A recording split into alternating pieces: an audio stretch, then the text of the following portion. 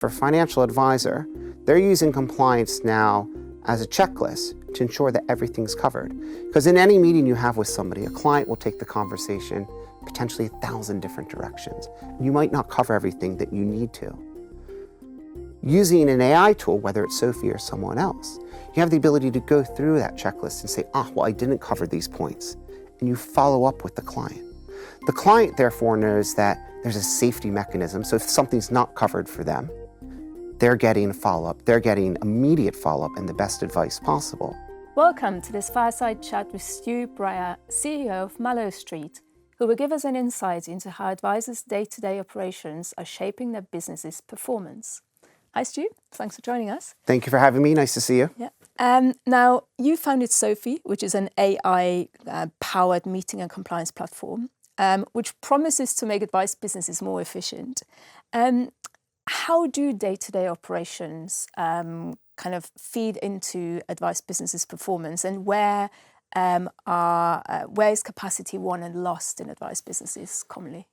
Great question. And what we've seen in the industry and why our clients are using Sophie is a financial advisor typically spends about 30% of their time speaking to clients and 70% of their time doing administrative work. Now, what if we could flip those two percentages and allow financial advisors to spend more time with their clients, meet more clients, and know that the administrative admin hangover, admin anxiety is being handled by an AI tool. Mm-hmm. And by doing that, you're creating capacity. So it becomes about capacity creation in that instance for financial advisors. And the way it works very simply is if a financial advisor can have a conversation with their client, they can go into the details and know that all of that information is being picked up and passed to their team for all of the next steps. Rather than spending an hour with a client, they may be spending 90 minutes doing the write-up and follow-up. That's where there's the capacity element in meetings. Mm-hmm. And where does that 70-30 kind of figure come from? 70-30 figure comes from a number of places. I first read it from industry research about 2 years ago. We just completed a survey across our community, which is well over 1,000 financial advisors, and they affirmed that 70-30 split. Mm-hmm. And what do they do in that 70? What is the 70% made up? The 70% made up comes into probably about 4 or 5 components. The first is, how do I write up and physically get the information out of my head over to my paraplanning team? The second is I have to review or write the letters myself and the follow-up and make all of those action points. The third is then their compliance forms that I have to fill in and action. There's a fourth component about reviewing to make sure that I haven't missed anything from the week. And the fifth component is lost in, then I have to update systems. I have to update my CRM. I have to save a file to this folder. And if all of that can be streamlined, that's how you reduce that 70%. It won't happen overnight, and one AI tool won't do it all. But it's quite possible to start taking meaningful chunks of efficiency from word go. Yeah. So I know that there are already a lot of AI-powered solutions out there that are addressing some of those kind of issues. But one other thing that always comes up is meetings. Why are meetings so important for advisors, and what are the issues there? Meetings are a huge issue because if I think about a financial advisor, the meeting's actually where the magic happens. They want to be in meetings. They want to be talking to their clients. Because when you're talking to your client without technology, without typing into your iPad or without writing copious notes, you miss the body language. You speak too quickly.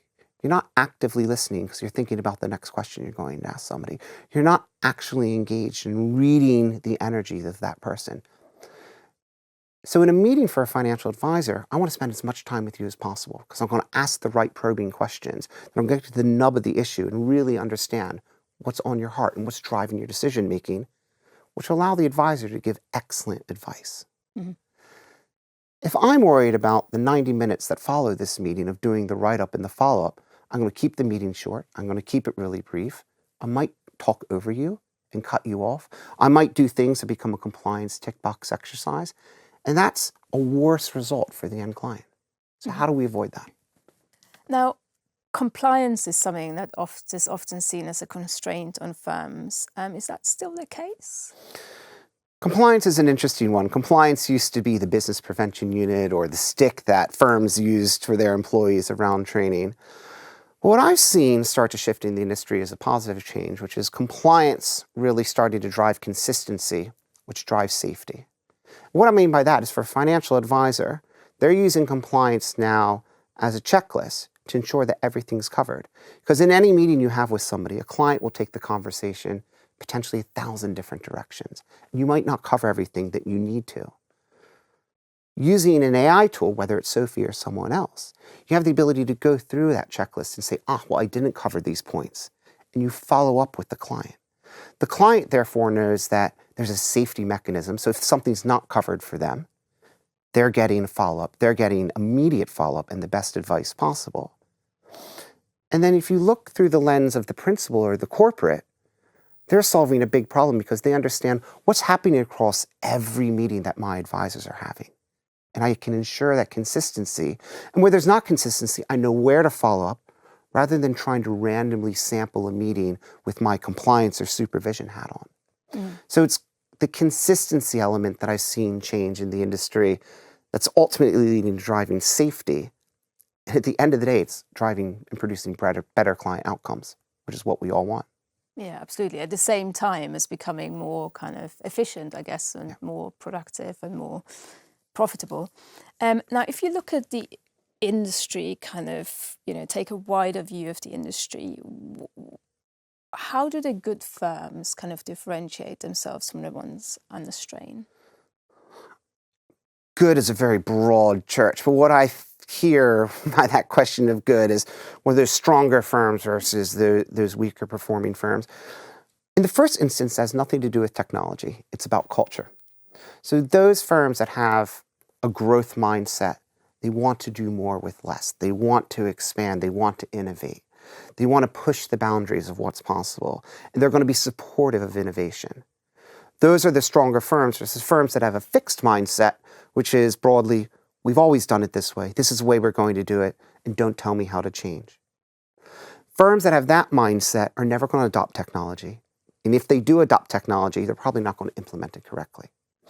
Firms that have the growth mindset and those stronger firms, that culture that they're setting at the top from a leadership perspective permeates through the firm. And then it's followed up by, and has to be followed up by solutions, whether it's an AI solution, a CRM, a technology portal, training, whatever the solution is. It's something that's tangible and is providing capacity.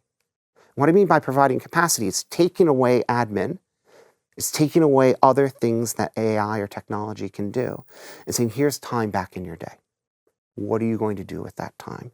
It's creating time in the day.